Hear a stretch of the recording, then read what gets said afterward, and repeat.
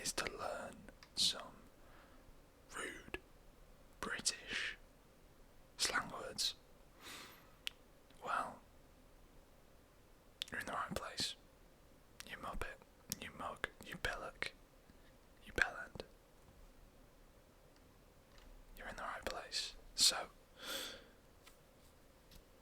strap in, because this is going to get a little bit naughty, a little bit rude, and I ain't holding back. In this video, you're going to learn some regular rude slang, you're going to learn some Cockney rhyming slang. If you don't even know what that is, you're just a belonker, and you're going to learn now. But before I teach you any more British insults, I'm going to cut you a deal. On the Rob's ASMR channel, I always cut a deal with new viewers, and it's, if this video makes you tinkle, then you have to subscribe, and it's as simple as that. Capiche?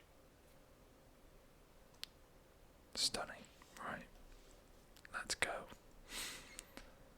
Tonight's lesson, you're gonna learn some cheeky British rhyming slang, and the first one is muppet. Muppet. You absolute muppet, mate. What are you doing? It means somebody being silly, like a fool. Not harsh, it's almost like it's an affectionate term. You call somebody a muppet.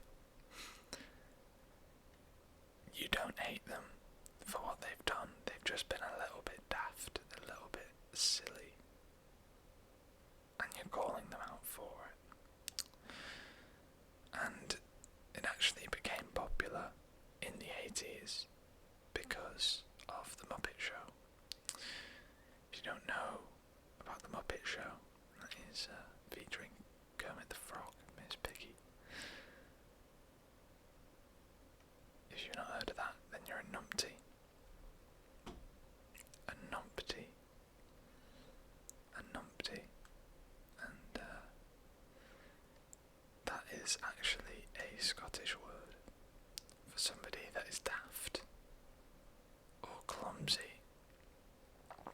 It's again a little bit soft sounding, like Muppet, but it's definitely an insult, that's for sure. Now, along those lines, but a little bit harsher sounding, is the word pillock. Pillock. You are an absolute pillock. It's old-fashioned, and it means a fool. It comes from an old word for a male's downstairs, which I'm not going to say on YouTube for now. So it's a bit ruder than it really sounds. Now this one came from a sitcom called Only Fools and Horses. Only Fools and Horses. And that word is plonker. Plonker. Rodney, you plonker, said Delboy. And if you don't know Only Fools and Horses, then get to know. It's a fantastic, classic British sitcom.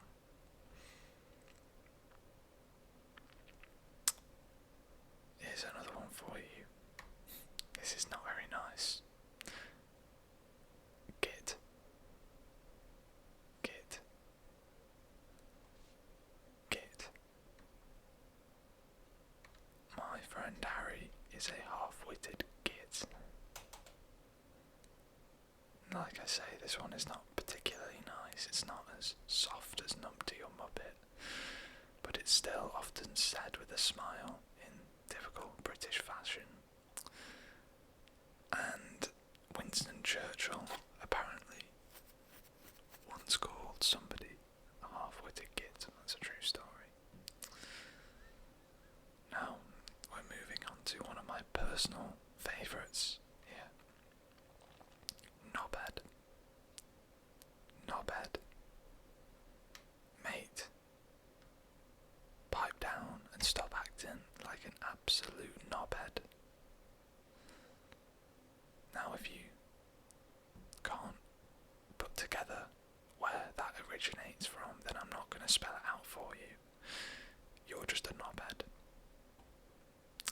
basically an annoying idiot and very, very common in the north of England. Now, this one is very in line with knobhead. And again, if you cannot guess the origins, then you're an absolute bellend. Bellend. Bellend. Give it back, you bellend. Again, a bit on the ruder side, but very British, and it refers to your bellend. That's all you're getting. But we use it all the time as an insult, and that is popular all across the country, north and south, that's for sure. Now I'm hoping some of these don't get me in trouble with the old YouTube gods, the old YouTube algorithm, because they are quite distasteful, should we say. Wanker. Wanker. If you haven't liked this video, you are a wanker. Probably the most stereotypically British insult you could give, and it is technically very rude, but we use it so casually that it's almost had all of its meaning taken away from it.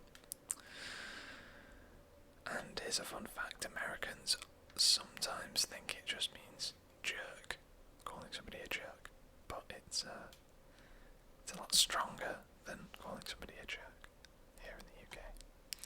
It's got a lot more weight to it. Now this is a similar vibe to jerk and wanker, and it's tosser. Tosser. Tosser. It's a little bit lighter than wanker and almost playful, and if you say it in a proper southern accent, it sounds fantastic. And the final one on my list of regular rude slang is another personal favourite, saving best till last here, and that is bollocks. You are chatting absolute bollocks. Bollocks. And that refers to, again, genitalia. Now, telling you about bollocks, it can actually mean something quite amazing as well as being an insult. You usually say it when something's gone wrong. You go, oh bollocks, I've bollocksed it up. I don't give a bollocks. But you can also say, that's the dog's bollocks. And that actually means something both amazing, fantastic. Only Britain could make a pair of testicles mean something both bad and brilliant. But that's why I like it. It's so diverse. Now, that's brought back one more that I forgot to write down on my list. And it's similar, has similar impact to bollocks. And another favourite is wazzock. Wazzock. Wazzock. And that is more of a northern British term again for a stupid, or annoying chump. And it actually had its moment in the, what's it called? The Houses of Parliament. There's a famous clip of a Conservative MP telling during the Westminster, like a Westminster Hall debate, she used that word in a debate and it didn't go too well for her. Anyway,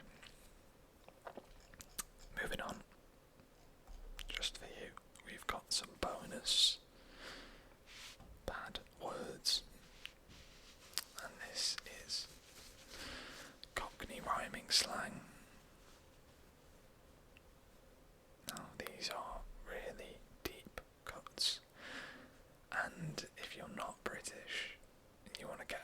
saying some rude things, then this is almost like code, because let me get you a proper definition of Cockney rhyming slang, because I don't trust myself to do it justice. But Cockney rhyming slang uses two-word phrases where the second word rhymes with the word it replaces, often with the rhyming word omitted for brevity. Examples include apples and pears means stairs, dog and bone means phone, and butcher's hook for look.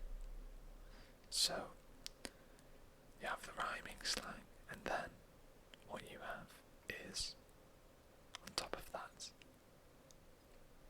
you shorten that two-word phrase. So let's take butcher's hook, for example.